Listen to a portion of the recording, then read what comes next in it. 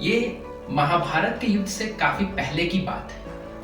एक बार पांडव और कौरव सभी सभा में उपस्थित थे। कृष्ण आते हैं और किसी बात पर यह चर्चा होती है कि कृष्ण सबसे ज्यादा किसे मानते हैं। कृष्ण बोलते हैं कि मैं अर्जुन को बहुत मानता हूं, लेकिन उतना ही मैं कर्ण को भी मानता हूं। यह सुनकर के सभी लोग अचंभित हुए। कौरव खुश भी हुए, परंतु पांडव नाराज हो गए।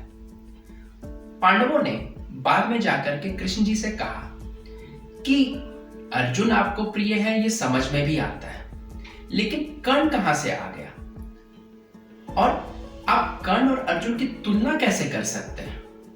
कृष्ण मुस्कुराए और उन्होंने कहा कि ये बात मैं कभी और बताऊंगा। भीम भैया इस पर थोड़े ज्यादा ही नाराज हुए, लेकिन उन्हें शांत कराया गया।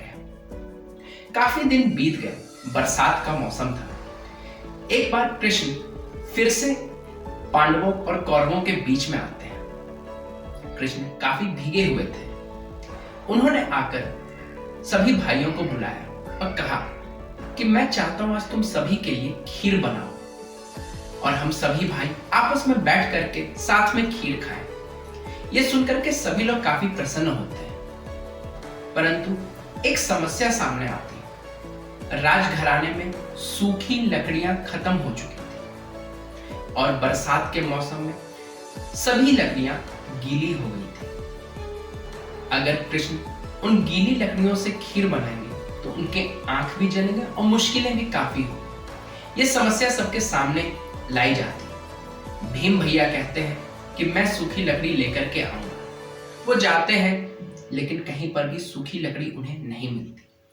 बाकी सभी कौरव और पांडव भी जाते हैं, लेकिन सूखी लकड़ी किसी को नहीं मिलती। कर्ण इस बीच इस सभा में उपस्थित नहीं थे।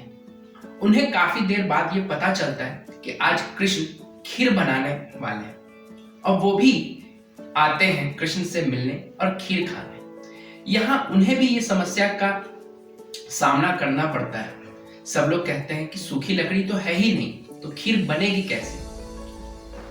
कर्ण मुस्कुराते हैं और बोलते हैं कि आप लोग बाकी सामान लाइए, सूखी लकड़ियों लाने का जिम्मेवारी मैं लेता हूं। और वो सूखी लकड़ियां लाने के लिए निकल पड़ते हैं। सभी लोग अचंभित थे कि पता नहीं कर्ण कहां से ये सूखी लकड़ियां लेकर के आए।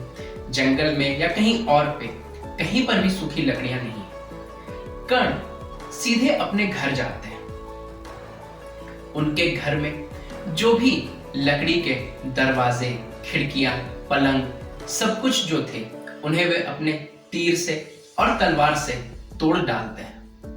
थोड़ी देर बाद वो सभी लकड़ियों का गट्ठर बनाकर वापस महल की ओर आते हुए दिखाई देते हैं। कृष्ण मुस्कुरा रहे थे और अब कृष्ण सबके सामने ये बोलते हैं कि मैं इसीलिए कर्ण को इतना पसंद करता हूं।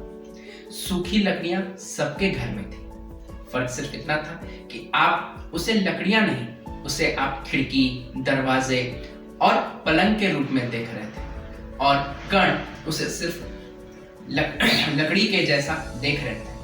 वो चाहते थे कि मैं आज खीर किसी भी हाल में बनाऊं, क्योंकि मुझे खुश होना था। और इसलिए कर्ण वो सभी चीजों को लेकर के आते हैं, सूखी लकड़ियों को लेकर के आते हैं ताकि मैं खीर बना सकूं। और ये दान की प्रवृत्ति है। जब आप दूसरे लोगों का भला सोचेंगे तो आपका भी भला होगा। और कहीं ना कहीं कर्ण इसीलिए कृष्ण को इतने प्रिय थे।